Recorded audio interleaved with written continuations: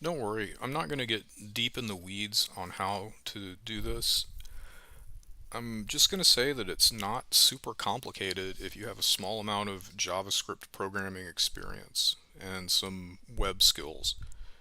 If you follow the instructions, you can probably have a functioning xAPI scavenger hunt example to show people pretty quickly. The first thing that you want to do is to just read the tutorial.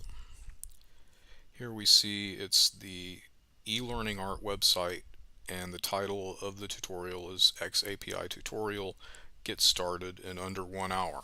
That sounds promising, doesn't it? So we just want to get oriented to the process by reading through the steps and watching the video on this page. It's pretty clear. The next thing that you want to do is look at two more websites, and the links are on the e-learning art page. Um, they're linked to Learning Solutions magazines, and it's two more tutorials. One link is going to take you to e-learning Solutions magazine article entitled Getting Started with xAPI, 4 Lines of Code. And it's a slightly different approach than the ELA example, but it's useful for you to look at this article in detail. It's not very long, but it's got some information that you can use to contrast with the instructions on the ELA page. And the second linked article has got yet another short tutorial on how to get a simple xAPI thing up and running in the real world. This is track video interactions with xAPI statements. So that'll give you a little more information that you can consolidate with the other two pages to get your example up and running. And I'm probably going to put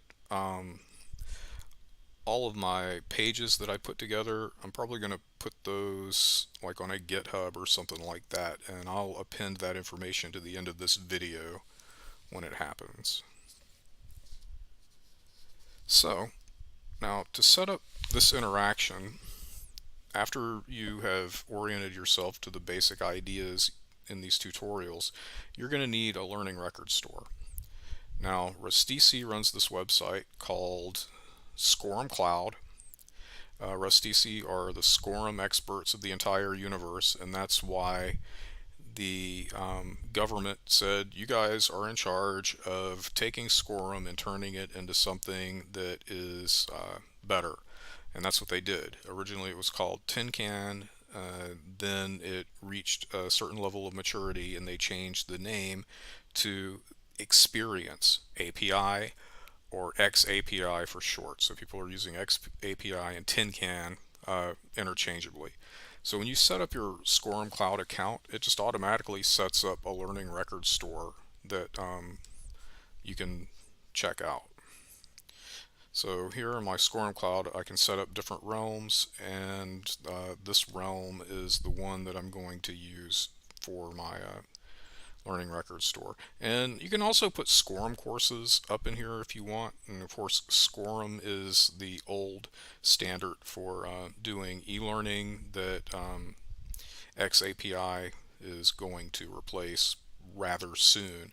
So we'll look at our learning record store, and it was in a pristine condition. I didn't have to do any additional setup for this to work. And it's for free. It's limited usage, but it's full featured and it's free. So just set up your account and then look at your learning record store. And there are going to be some values that you need to complete your coding for this exercise that we're working on. And there's just this endpoint information here. And this is the one that we're using. We can either use the sandbox or we can use the regular one.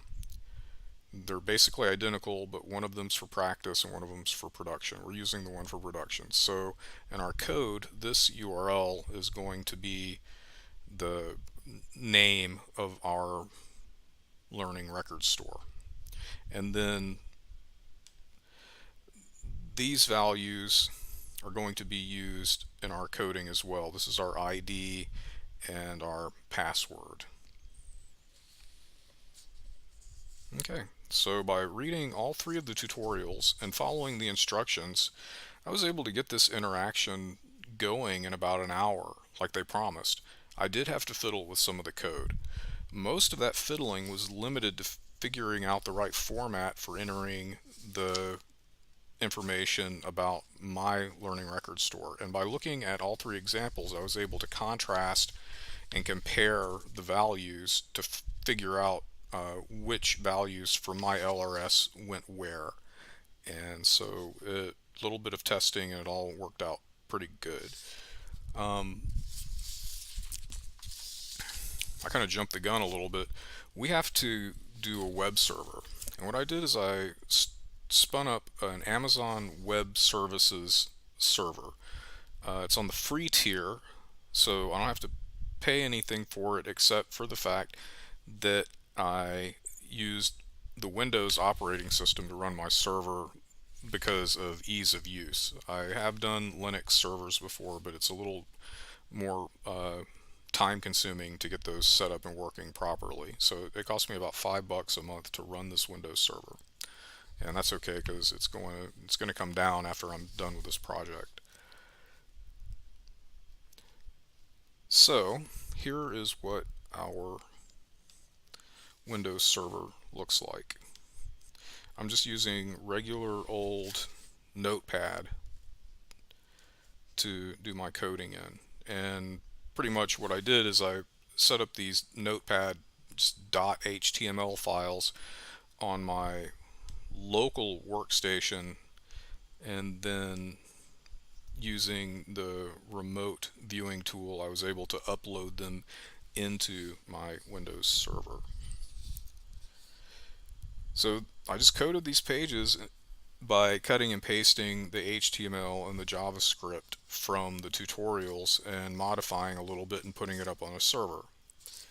So once I got everything into the root of this Windows web server, I've got a few files. I've got 2 trigger files, and I've got a file that lets me read the stuff that's in my learning records store. So when we look at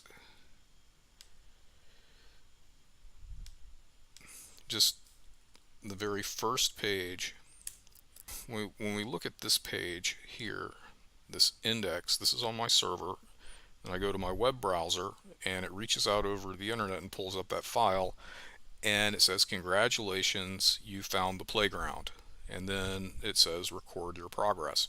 Now we're going to use this for our real world demonstration, but I'll just show you that when I click on this record your progress button, it asks me my name, and I'm going to say Steve L. And then it's going to ask me what my email address is. I'm going to say at gmail.com, which is actually my email address. And then when I go to the second page on my web server, which is for now titled index 2, it gives me a button that I can use to get all of the statements in my LRS. And here is the one that we just entered. I discovered the playground waypoint.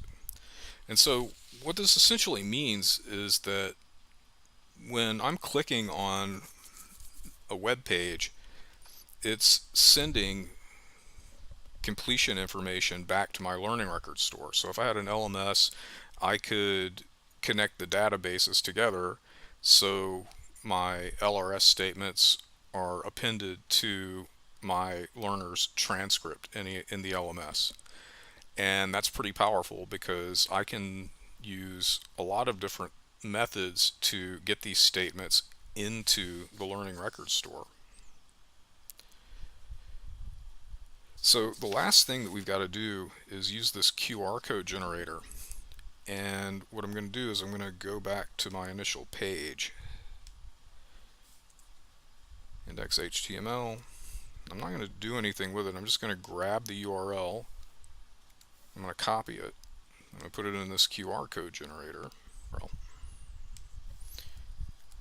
Okay, and there's my QR code right there.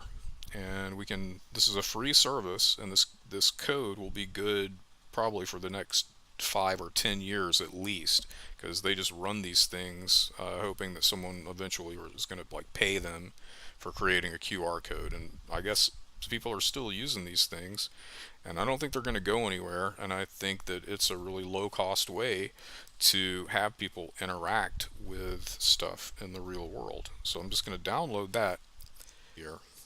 So to finish this interaction, I'm going to print the QR codes in black and white, and I'm going to place them in various places in the park.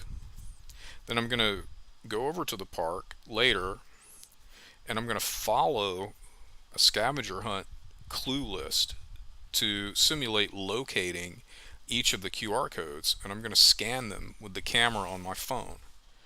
Scanning the QR code is going to send an xAPI statement to our learning records store. And that's going to provide my pretend training organization with a record that says I completed the scavenger hunt.